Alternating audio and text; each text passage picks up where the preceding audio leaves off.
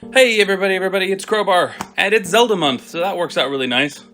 I was gonna do this video anyway, but now it's for Zelda month. So it is Desert Bus week, and I'm probably comatose on the couch somewhere at this point in time. So this is pre-recorded. It's about a bunch of Zelda games. Just fair warning, I'm gonna spoil some stuff for minor to major spoilers for almost every game in the mainline Zelda series. So if you don't want to know anything about those sort of games, get out now. This video is going to be a thing that I've had kicking around for a while, a theory for Breath of the Wild, and why I think Breath of the Wild is a time loop. So Breath of the Wild is a great game. I think that's kind of undisputable at this point in time. I know people who hate Zelda games and love Breath of the Wild because it's just really good. But I've been thinking about it a lot lately, for a while actually, because I didn't want to half-bake this one.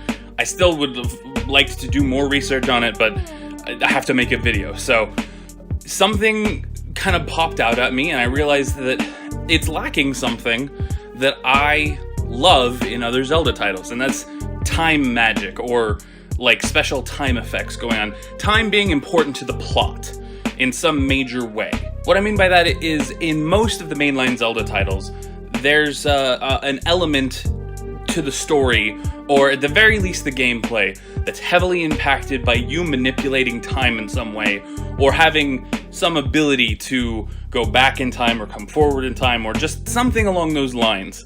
You know what, in fact, just so that we're on the same page, why don't we just run through them really fast, and I'll give you a rundown of all of the examples I'm talking about. So, in The Legend of Zelda, the clock item freezes all enemies on the screen until Link kills them or leaves the screen. The Adventure of Link has nothing because it didn't become a Zelda game until late in its development cycle, and nobody cares about the Adventures of Link. The Flute Boy subquest in A Link to the Past implies a time dilation between the light and dark worlds, as Flute Boy is said to have left home with his flute and bird, yet makes it to Dark World with his flute buried in the light world and his bird sealed in stone in Kakariko Village, which is his home. This one is admittedly kind of flimsy. Link's Awakening is a bit of a stretch, but time is definitely oddly dilated as the whole game takes place in one night in Link's dream. Ocarina of Time has Link regularly shifting 7 years into the past or future to solve puzzles in the game. In Majora's Mask, Link can restart the 3-day time loop, as well as slow or speed down time via the Ocarina. The Oracle series sees Link use the Harp of Ages to travel between past and present to solve puzzles. In Wind Waker, the Master Sword serves as the key to keep old Hyrule frozen in time. Four Swords and Four Swords Adventures has nothing because only a few people care about those. Minish Cap also has nothing, and I don't know if people care a lot about that one. In Twilight Princess, the Howling Stones let Link learn hidden techniques passed down from his past incarnation, the Hero of Time. The Phantom Hourglass in Phantom Hourglass keeps Link alive in the Temple of the Ocean King and also helps him freeze time at the end of the game. Also, the final scene shows that for those not involved in the story, the entire game only took 10 minutes, even though Link and Tetra knows it to be false. Spirit Tracks has nothing I can find, but I don't know for sure because I didn't play Spirit Tracks, sorry. Skyward Sword's overall plot is very fate-based, implying that events are supposed to happen at certain times, but it also has the time stones in the Lanayru mining facility, which bring sections of the map into their past or present selves. Finally, A Link Between Worlds has nothing, but that's okay because people do care about that one a lot.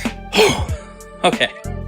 So yeah, okay, obviously not every game has time stuff, but a lot of them do, especially a lot of the 3D ones, the newer ones.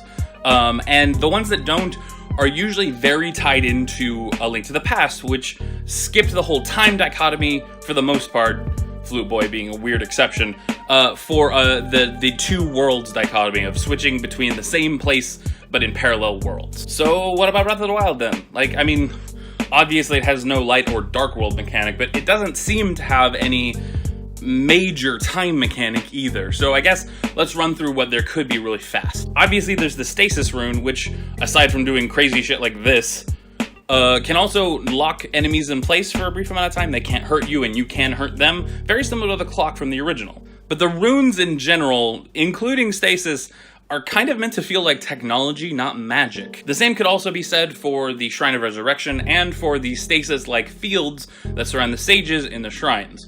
Both are definitely fantastic, but we don't even know how the Shrine of Resurrection works, and it's still very heavily implied that this is C.H.E.E.T.A.H, not magic.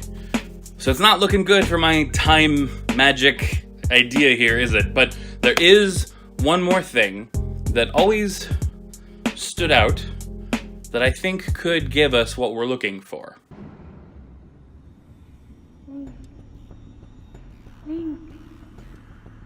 Link. Be on your guard. Ganon's power grows.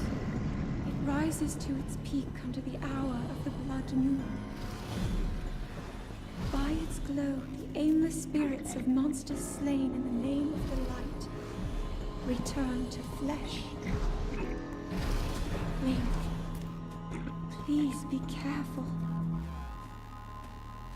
So the Blood Moon, while a very cool idea, never made a whole lot of sense to me. Like, I get that we wanted a way to respawn enemies, even though I don't think gamers really would have been bothered by leaving an area, coming back later, and there being bad guys again. But they decided to build it into the story. And they did it in a weird way by attaching it to Ganon. Zelda even says that the Blood Moon is the peak of Ganon's powers, that when he's at his most powerful. And that's what's given as an explanation for him reviving everything. But how can he be so powerful to resurrect every monster you've killed, including Guardians, but he can't leave the castle? He's still clearly stuck there by her magic. How is he doing that? I just mentioned the Guardians as well. They're not even living. How does he rebuild them from the castle?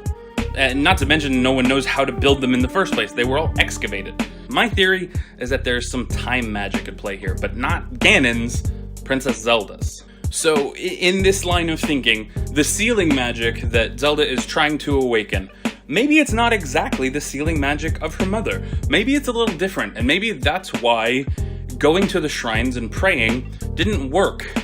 If it is time-based, you would think that maybe she needed to go to the Temple of Time, but Temple of Time is just a ruin in Breath of the Wild and plays almost no significance, so, you know, that's just a silly little extra bit that, you know, maybe if she'd gone and prayed there, it would have woken up faster. But if her magic is time-based, that explains a few things that don't quite fit otherwise. For example, we know why Link's alive and why he looks as young as he did. He was in the Shrine of Resurrection for like 100 years. We don't know if it always takes 100 years. We know so little about the Shrine of Resurrection, honestly. But Zelda wasn't, and she still looks exactly the same as the day she went to confront Ganon at the end of the game. How is she still alive? Much less looking so good. My theory is that she used her power to lock herself and the Calamity in a time loop. And the Blood Moon is the moment that Ganon came into full existence, his emergence, the height of his power. And at that moment, all the Guardians were corrupted, all the monsters were spawned. Obviously, there were probably monsters already, but more were definitely spawned. And this great wash of evil comes out into the world, and he's rampaging around Hyrule Castle, and Zelda seals him in this time prison that loops with the Blood Moon. Blood Moons are something that happen fairly rarely in the real world, but they happen constantly in Hyrule.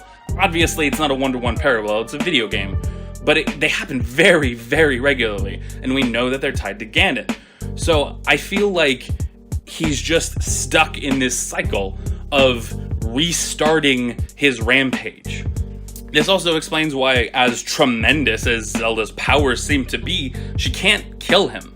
We know that we need the Sword of Evil's Bane, the Master Sword, yada yada yada, that's very Zelda-y legend. But like, she's clearly very capable and incredibly powerful if she's keeping him at bay for 100 years, 100 plus technically, because let's be honest, no one beelined for Hyrule Castle the moment they turned that game on, so you mess around for a while and she's still got this. Your girl's good. She just can't finish him off. And I think that sort of plays into she's just got him trapped. Anyway, it's just a silly theory. I thought it was a fun little thing. I wanted to make something for you guys, and I mentioned this a while ago, and I thought it would be a fun one to kick out. Obviously, there's holes in this theory, but I just thought it did a good job explaining of a lot of the weird things. Zelda not aging, the Guardians just kind of reverting to not being broken.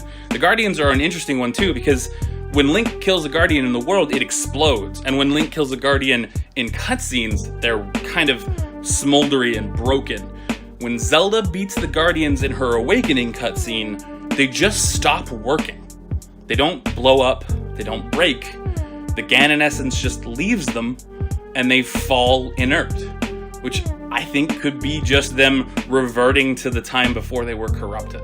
Anyway, let me know what you think about this theory in the comments below. Like I said, I know it's got some holes. You know, obviously time is still passing for the world, But at the same token, while people mark the passage of time, they know it's been 100 years since the war, a lot of stuff isn't as degraded as you would think for 100 years. Like, the fallen wall that's covered in Guardian corpses isn't particularly desiccated or broken down for 100 years of non-use. And the villages are basically in the same state that they were at the beginning of that war.